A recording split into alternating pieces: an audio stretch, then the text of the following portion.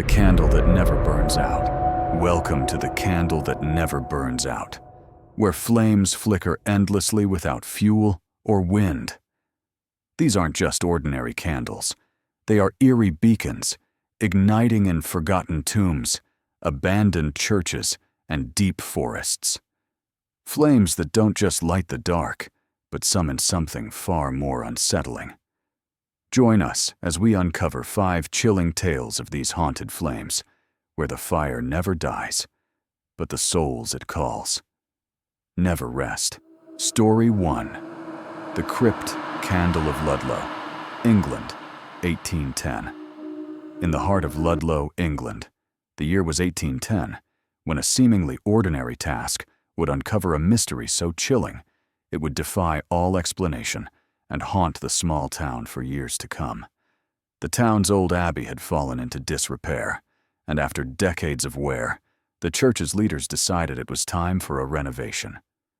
As the workers carefully pried open the ancient floorboards, something far more sinister than just rotting beams and forgotten relics would be unearthed beneath the abbey's floors.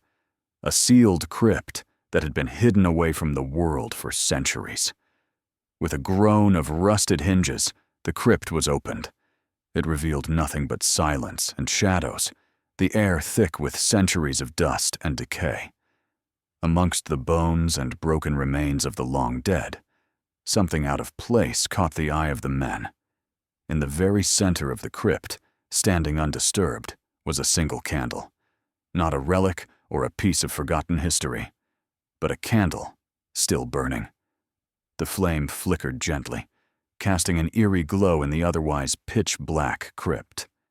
It defied logic. How could this flame persist?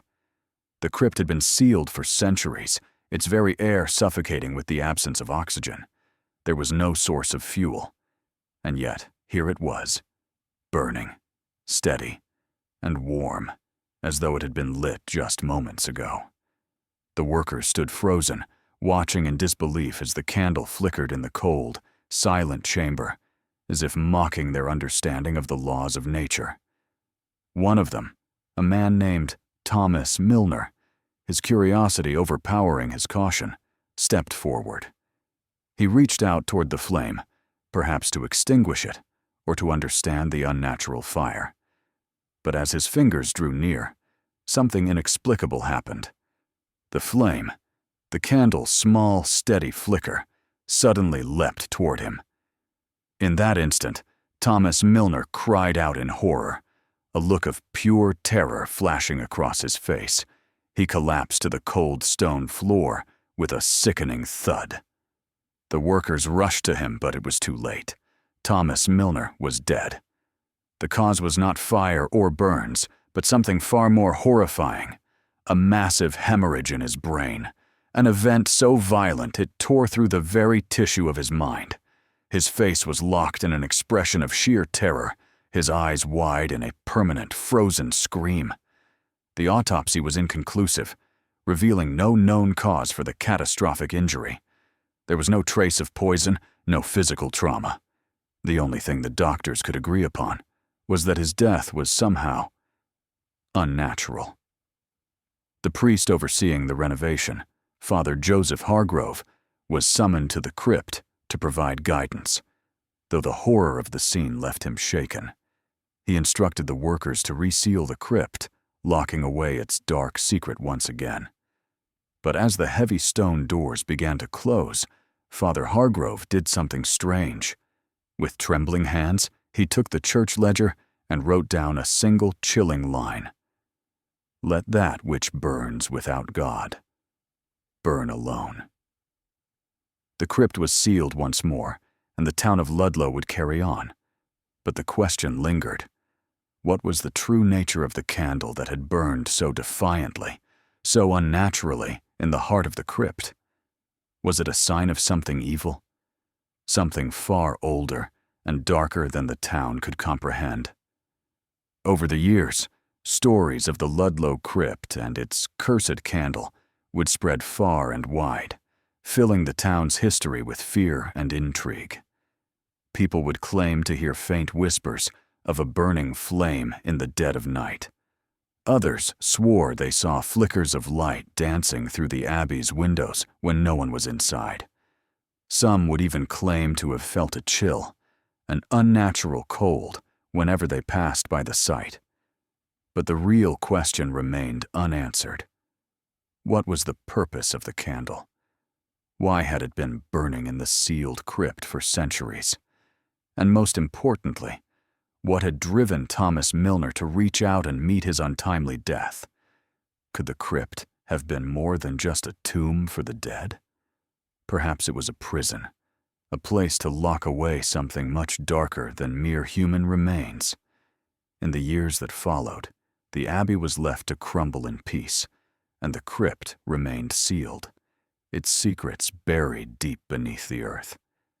But for those brave enough to step close, for those who dared to venture near the forgotten tomb, the legend of the Ludlow crypt and its cursed candle would never truly be forgotten.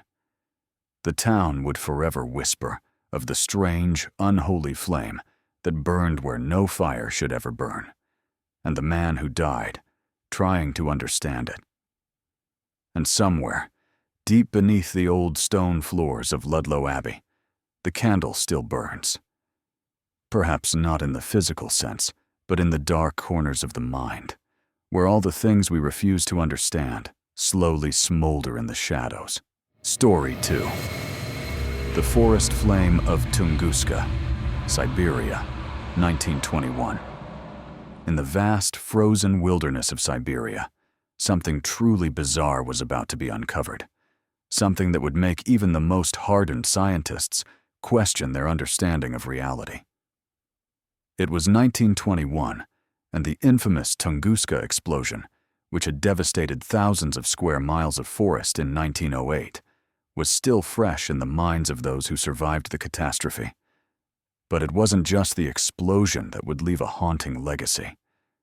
No, what happened 13 years later would become a mystery so strange, it would transcend all logic and reason.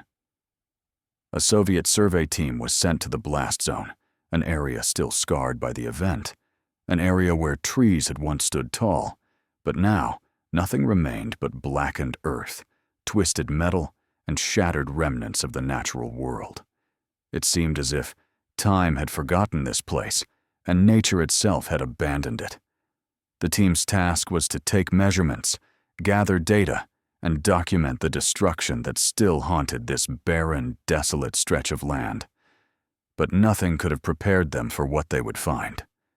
In the midst of the charred wasteland, amidst the ruin of what had once been a thriving forest, the team discovered something that should have been impossible: a candle. But not just any candle. This one was blackened, its surface scorched by the heat of the explosion, yet standing upright, as though placed carefully in the ground by some unseen hand. It flickered with an unnatural flame, dancing and swaying despite the absence of wind, without any trace of wax, wick, or traditional fuel. There it was, in the middle of nowhere, with no explanation as to how it could still burn after so many years. How could this be? The forest had been leveled by a massive shock wave. No life should have been left standing.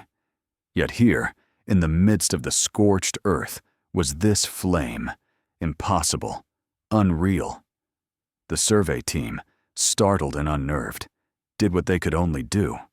They marked the candle's location and took photographs. There was no way they could leave without documenting this strange anomaly. But the mystery only deepened when they returned, weeks later. The forest, which had been nothing but a barren wasteland when they left, had begun to regrow. Saplings and fresh growth had sprouted in the wake of the disaster. Yet, when they reached the spot where the candle had once stood, it was gone. The metal base, buried deep in the earth, had vanished without a trace. There was no sign of it, no remnants, no evidence that anything had ever been there. Just the fresh, green life of a forest, seemingly reborn from its ashes. It was as though the candle had never existed at all. But there was one thing that remained: the photograph.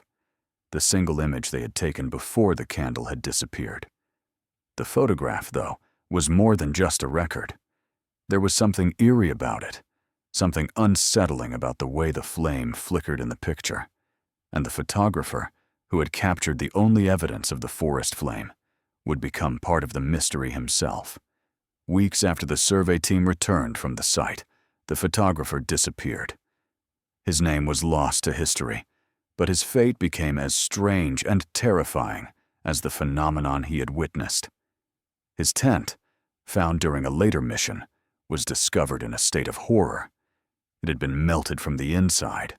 The canvas was charred and fused, as though the very air inside the tent had reached temperatures far beyond what any fire could produce.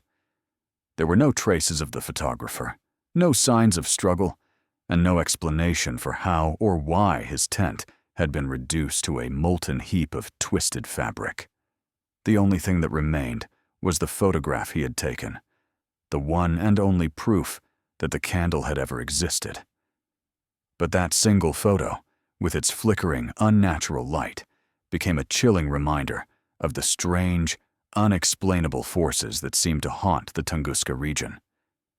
Some believed the candle was a manifestation of something far beyond human comprehension, perhaps a relic from a time long before mankind, or a symbol of an ancient power that still lingered in the remnants of the forest. Was it a sign of something alien, a force of nature beyond the reach of science? Or perhaps it was a warning, something left behind to ensure that those who dared to explore the area would never leave the same. The truth, as with so many mysteries, remained elusive, slipping through the fingers of those who sought it. The forest had regrown, the candle had vanished, and the photographer had disappeared into the cold, dark wilderness, leaving behind nothing but questions. To this day, the Tunguska region remains an enigma, a place where the boundaries between the natural world and the supernatural blur, where science and myth intertwine, and where the impossible becomes all too real. And somewhere, deep within that vast and desolate wilderness, the secret of the forest flame remains, an unsolved riddle that continues to haunt the fringes of human understanding. Story 3. The Monastery. Flame of Borsa, Romania, 1956. In the heart of Romania, hidden deep within the snow-clad Carpathian Mountains, lay the forgotten ruins of a monastery, an ancient place where time seemed to have long since passed by. It was 1956, and a group of curious hikers, drawn by the eerie silence that clung to the mountainside, ventured toward the secluded remains of Borsa Monastery. The monastery had long since crumbled into decay, its walls weathered and broken by years of neglect. No one had dared to venture into this remote place for generations, yet the hikers, unaware of the darkness that still lingered there, pressed on. At first, all was quiet, the kind of silence that settles on a place abandoned for too long. The snow lay thick on the ground, muffling their footsteps as they moved through the crumbling structure. But as they entered the chapel, a strange and unsettling sight greeted them. Among the ruins, surrounded by cold, decay, and the relentless bite of winter, a single candle burned at the altar. The flame was unlike any they had ever seen, blue, almost electric in hue, casting an eerie glow that seemed to hum with an unnatural energy. The hikers, though taken aback, approached cautiously. It was an oddity, surely, but they weren't prepared for the force they would soon encounter. The candle's light flickered, but there was no wind to disturb it. The flame seemed to dance, alive in a way that felt wrong, like it was trying to communicate, or perhaps something far darker was controlling it. One of them, a man named Constantine, moved closer to the altar, a growing sense of unease washing over him. He reached out to extinguish the flame, as any rational person would do. But as his fingers came close, something terrifying happened. The air around the candle grew hot, unnaturally hot. Constantine's hand recoiled, but it was too late. His skin sizzled in agony as the heat intensified. Desperately, they grabbed a flask of water and poured it onto the candle, hoping to douse its strange fire. But the water did nothing. In fact, it boiled violently the moment it touched the candle, hissing and evaporating into steam before it could even reach the base of the flame. Hands burned, desperation rose, and panic began to set in. The hikers tried to retreat, but as they did, something far more horrifying than the heat of the flame began to manifest. One of them, a young woman named Elena, turned her gaze to the shadow cast by the flickering flame. What she saw made her heart stop. The candle's shadow, it moved. It didn't merely shift with the motion of the flame. It seemed to crawl, to writhe, as if it had a life of its own. The shadow slithered across the altar, creeping toward them with a deliberate, malevolent intent. It wasn't just a trick of the light. It was something far more sinister. The flame's shadow, an inky form that defied all logic, was coming toward them as if it had its own will, its own purpose. Frozen with fear, the hikers didn't wait to see what would happen next. They turned and fled, racing out of the chapel, away from the terrible sight, their hearts pounding in their chests. The snow beneath their feet felt like a blur, their breaths heavy and shallow in the freezing air as they stumbled away from the accursed monastery. But even as they fled, the image of that shadow, the way it had moved with purpose, remained burned into their minds. Later, Soviet authorities, hearing of the strange event, sent a team to search the monastery. They combed through the ruins, carefully inspecting every corner of the chapel. But when they reported their findings, they claimed there was nothing unusual, no trace of the blue flame, no sign of the shadow that had moved on its own. Everything appeared normal, just as it had for decades, silent, cold, forgotten.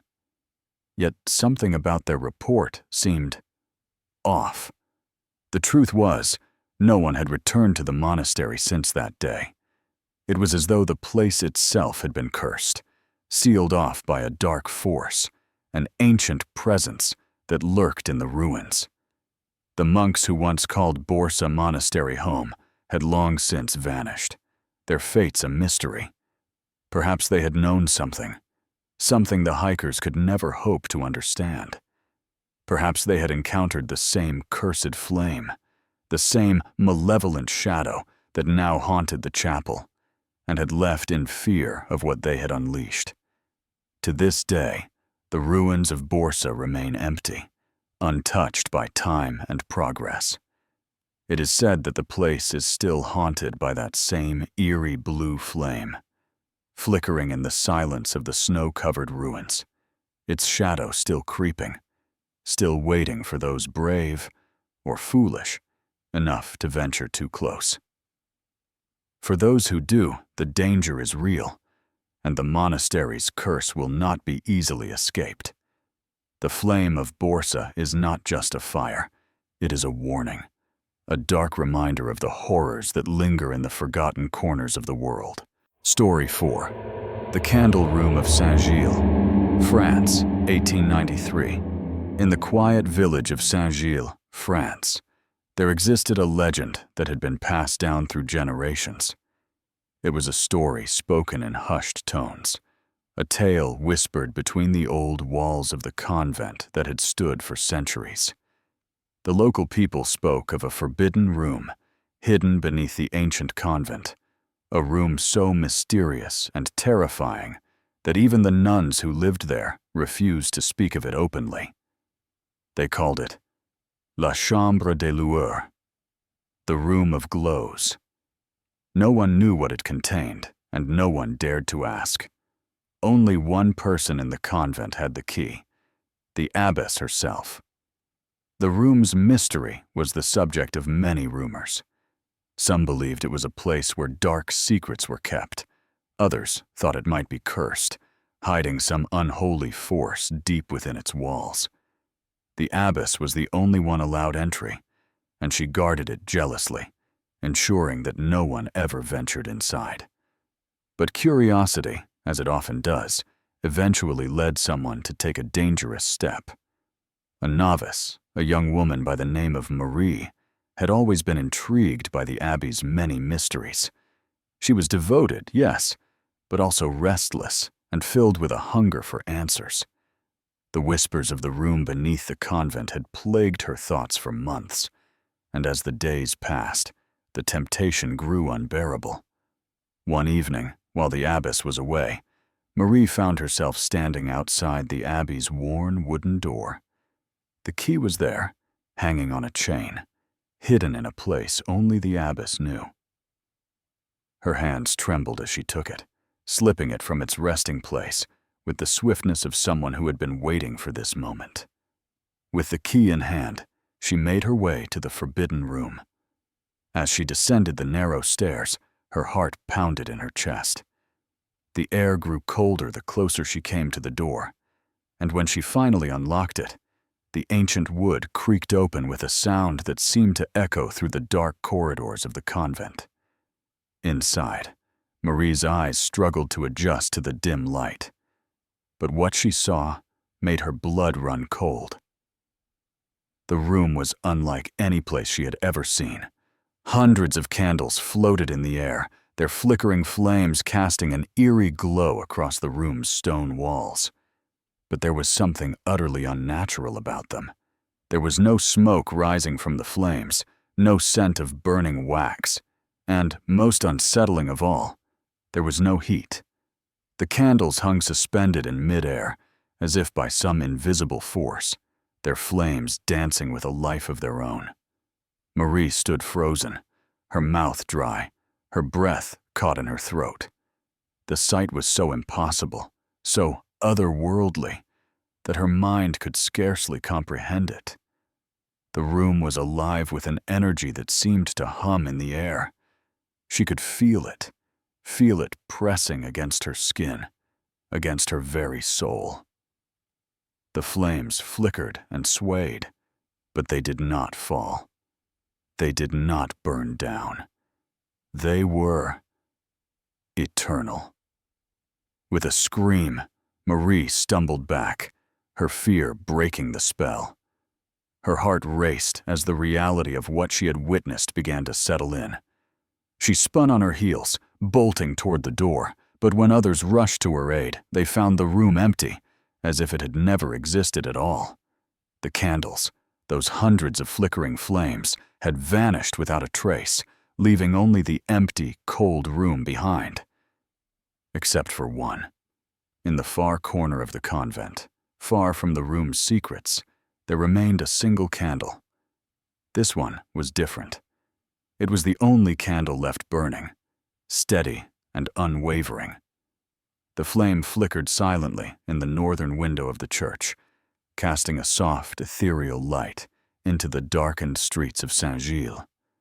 The locals began to whisper again, but no one dared to go near it. No one was allowed to. The glass was carefully placed around it, sealing it off from the rest of the world.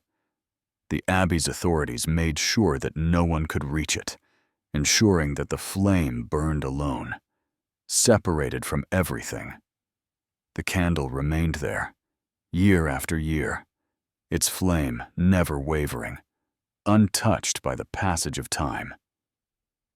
It became a symbol, a sign of something that could not be explained, a lingering reminder of the secrets kept hidden in the convent's deepest recesses. The villagers no longer dared to approach the church after dark, for it was said that the candle's flame held a power beyond understanding, a power that could consume the curious, the foolish, and those who sought to uncover what was never meant to be known. To this day, the northern window of Saint-Gilles remains shrouded in mystery, the single candle burning eternally in its frame, its light casting long shadows across the cold stone. No one has ever entered the forbidden room again, and the abyss's secret is as tightly held as ever.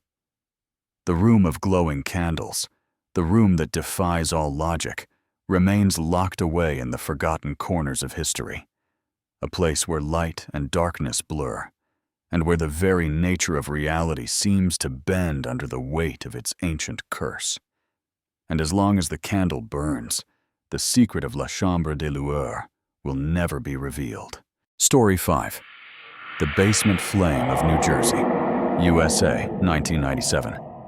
In 1997, a family moved into an old farmhouse nestled in the quiet, rural expanse of New Jersey. The house, though aged and weathered, seemed like the perfect escape from the bustling world outside. Its creaky floors, crooked walls, and old wooden beams were exactly what they had imagined. A place to start fresh, away from the chaos of city life. But they would soon realize that their new home held a secret, one that would drive them to the edge of terror. It started subtly at first, a strange sensation when they descended into the basement, an inexplicable warmth that lingered even when the rest of the house felt cold. They thought little of it at first. Perhaps it was just the old house settling, or maybe it was some quirk of the plumbing or the furnace. But as days passed, the warmth in the basement didn't subside. In fact, it grew more pronounced. No matter how cold the weather outside, no matter how low the thermostat was set, the basement remained unnaturally warm. Curiosity led them to investigate further. One evening, the father, John, went down to the basement to try to find the source of the heat. There, sitting on the cold concrete floor, he found it. A simple white candle.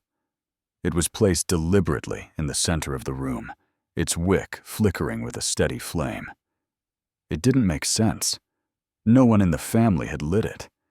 No one had been down there for hours.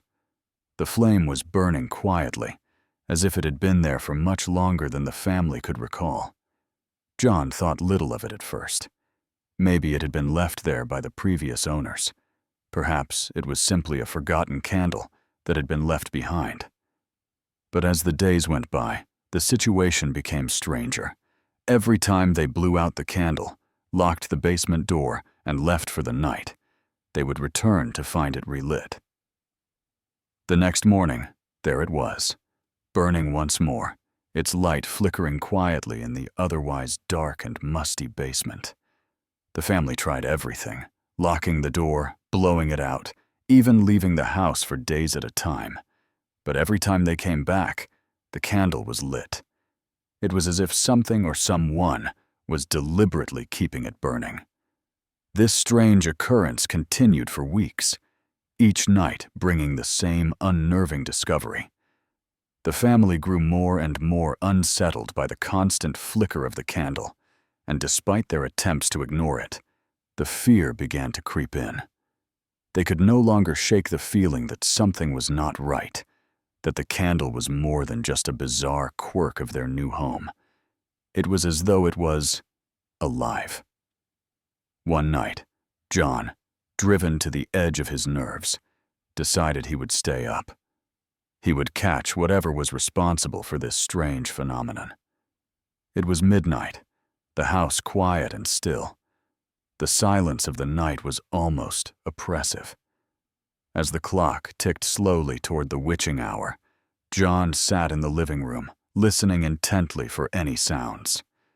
Then, just as the clock struck 12, he heard it. Footsteps. The footsteps came from the basement, faint at first, but growing louder and more deliberate.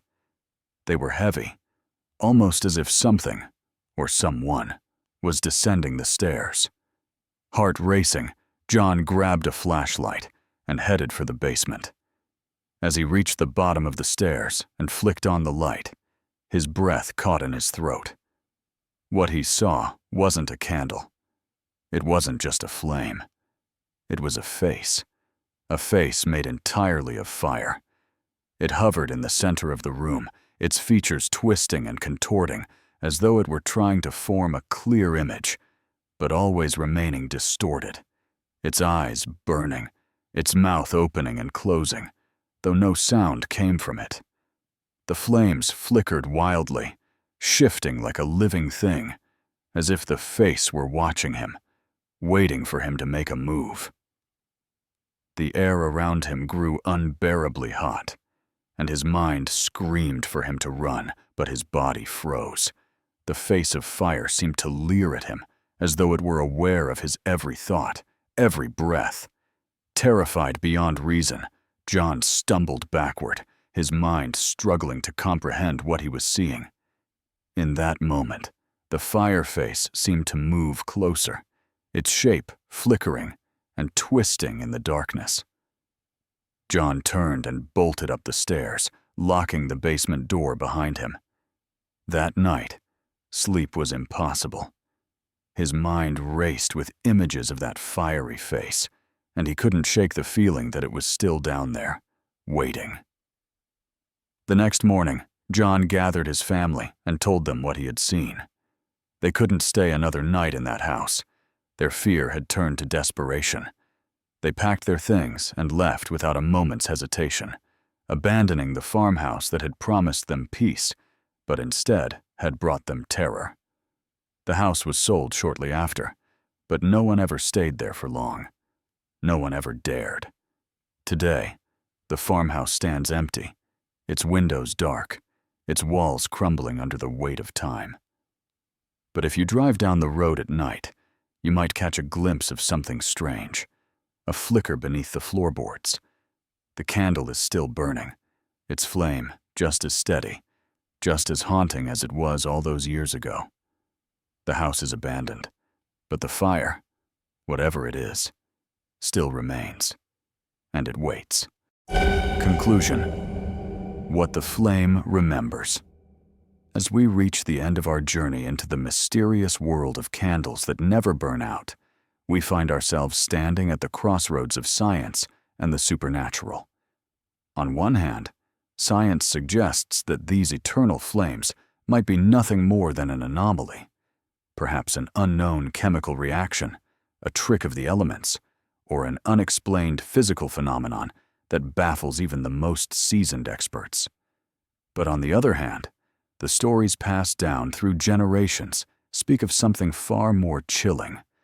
These flames seem to exist beyond the grasp of logic, tied to places of death, darkness, and forgotten rituals. In the realm of the spiritual, some believe that these flames are a manifestation of the souls trapped in the world between life and death, a constant reminder that the past is never truly gone. What if these fires are not merely a natural curiosity, but a warning, a message from the other side, a bridge to another world? As we try to understand the science behind it, we must never forget the stories, the whispers of those who have ventured too close and never returned. So, remember, curiosity can be a powerful force, but it is not without its risks. Some flames, no matter how alluring, should never be approached, for once they've lit the darkness, they may call you to follow, and you may not return. Stay cautious, stay aware, and always know when to turn away. The world is not always what it seems. If you're ready to keep peeling back the shadows, like, share, and subscribe this video. The truth is just beginning to unfold.